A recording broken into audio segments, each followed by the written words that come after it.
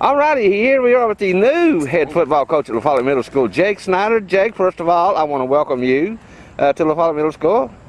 Well, thank you very much. I appreciate it. And now, Jake, of course, you come in at is it probably an awkward time? You know, is it kind of mid-workouts during the summer? A little bit, but, you know, I've been up here for 3 years as an Right. assistant coach, so defensive coordinator and multiple of other roles, but it was kind of an easy transition as far Okay. as things go, because I've been working with the kids, and, you know, Chris Right. was here for the unit spring practice, and then I had the workouts after and during the summer, kind of on my own with the other coaches. Right. But then it was kind of turned over to me at the end of spring, so it's been good, but it's been stressful and, you know, exciting. Oh, yeah. All rolled into one, isn't it? All rolled into one, yes, sir. Of course, now, was you ready? Was you kind of anticipating this change before it happened, or? Yeah, kind of.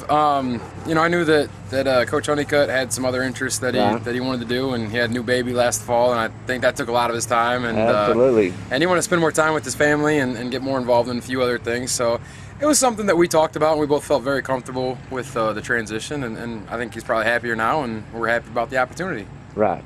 Now, Coach, of course, you're probably gonna keep the same staff that he had, or you're gonna add some to it, or? For the most part, currently, it's going to be almost the same staff that we had last year. We got a couple people that may step in and help out a little bit. Right. That they've talked to us and said, well, maybe I'll help out, maybe I haven't. But for the most part, it's going to be very similar to staff that we had last year. Now, you're probably gonna, since you were the defensive coordinator, you're probably gonna run the same defense that you ran last year, are you? Sort of. I mean, I'm not No, asking you to give anything away. I'm actually gonna.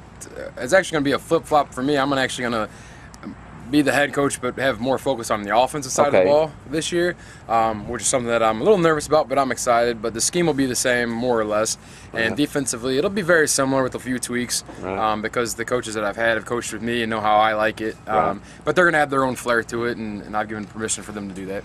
So now, of course, that tells me we're probably going to have a different offense, so something for the La Follette Middle School Owl fans to look forward to this year, isn't there? It'll be a little different. There'll be a few tweaks. Our base stuff's going to stay the same for the most part. I mean, we're still going to run a lot of the same plays, but it'll be tweaks and things that I'm going to add and things that I'm going to change. And, but just to keep the kids excited and build on what we've already started. Right.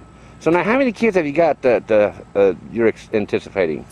Currently, well, today we ended up with 32, I think. Of course, now you can't really, you know, in these summer workouts, you're not going to get all the kids out, let's just face it. No, we got, I know there's at least a couple of kids that were going to be on vacations and things this last summer, even though, you know, we tell them all summer long. This is when we're starting practice, but we got a few kids that we're still waiting on to come out, or they were here for the summer and they're getting back out. But we called all the players over the weekend to remind them and get them all here, and we have more kids here today than we've had a lot of the summer, so that's good. But like I said, there's a few kids that we're still waiting and that will be here to help us out. Yeah, I see it. There's a locker room in there right now.